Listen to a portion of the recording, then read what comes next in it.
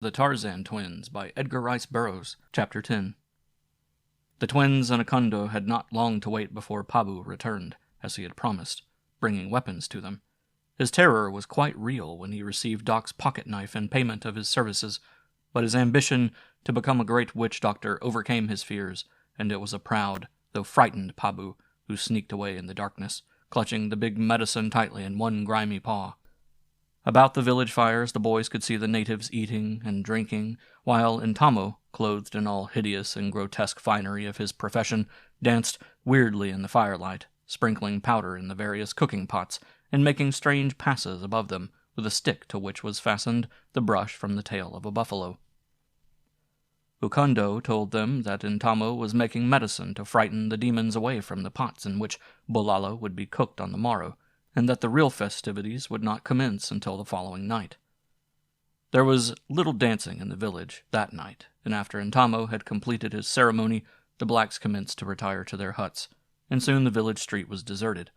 All the fires were banked with the exception of one. The village was quite dark. The moment was approaching when the boys could make their long-deferred attempt to escape. In low whispers they had been discussing their plans with Akundo all the evening. Now it was only a matter of waiting until they felt sure that the entire village was asleep. They had distributed the weapons brought them by Pabu, and the feeling of them in their hands seemed to impart a new courage and almost to ensure the success of their venture. "Golly," said Dick presently, "don't you suppose they're asleep yet?" "Better wait a little longer," counseled Doc. "This is our only chance, and we just can't fail." At that moment they saw a figure emerge from one of the huts and come toward them. "There," said Doc. "What did I tell you?" The figure approached at a brisk walk, and the three hid their weapons as best they could, putting them on the ground and squatting in front of them, but keeping them within reach, for there was something sinister about this silent figure advancing through the sleeping village. The sickly light of a single dying campfire dimly outlined the approaching figure, which the waiting captives could see was that of a large warrior in whose right hand swung a short, heavy knob-carry. What could it be? What was his mission in the dead of night? He was almost upon them before he perceived them, huddled just outside the entrance of their hut. His surprise at seeing them there was evident, for he stopped suddenly with an angry grunt. "Why are you not in your hut?" he demanded in a hoarse whisper. "Which is the white boy witch-doctor? I would speak with him." It was Intamo. The three recognized him simultaneously, and knew why he had come, and why he carried the knob-carry. "I am he," replied Doc. "What do you want of me?"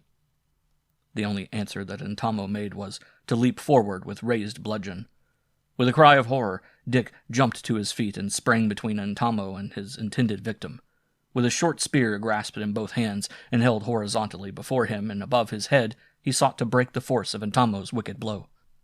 The knob-carry crashed upon the stout wood of the spear haft and glanced to one side, but Intamo, with the sweep of a mighty arm, brushed the lad aside and swung his club again. It was at this instant that a small panther-like figure, springing with the agility and ferocity of one of the great jungle cats, launched itself full upon the breast of Intamo, hurling the witch-doctor to the ground.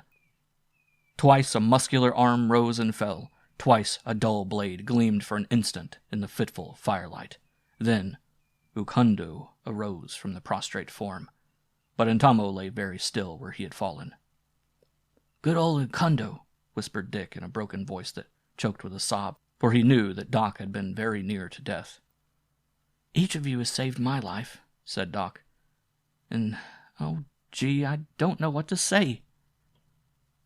"Don't say anything," advised Dick. "Anyway, we aren't out of this mess yet." "Now we better go," said Akundo. "Have you made strong medicine against the jungle demons?" "Very strong," replied Doc. "You've seen that my medicine is stronger than Intamo's, for he came here to kill me, and instead it was he who was killed." "Yes," admitted Ukundo. "I saw." As they had previously planned, the three crept stealthily along the rear of the village huts, keeping close to the palisade. Dick led, Ukundo followed, and then Doc. They had to move very silently lest they awaken some of the numerous village curs, whose yapping might easily arouse the entire village. And so they moved forward very slowly, often just a few yards at a time, when they would lie quietly for several minutes. It was slow, nerve-wracking work. The hut in which Bolala was confined seemed miles away, though in fact it was but a few 100 feet. At last, however, after what seemed an eternity, they reached it, and while the boys waited behind the hut, Ukundo crept to the front and crawled inside. Again there was a long, long wait. The interminable minutes dragged slowly by. Not a sound came to their ears from the interior of the hut for what seemed ages, and then, at last, they heard a faint rustling within. A few minutes later, Ukundo and Balala crept to their sides. Balala was almost overcome by emotion, so certain had he been that nothing could save him from the horrible fate that awaited him on the morrow. But his words of gratitude were silenced, and a moment later the four were creeping toward the village gates.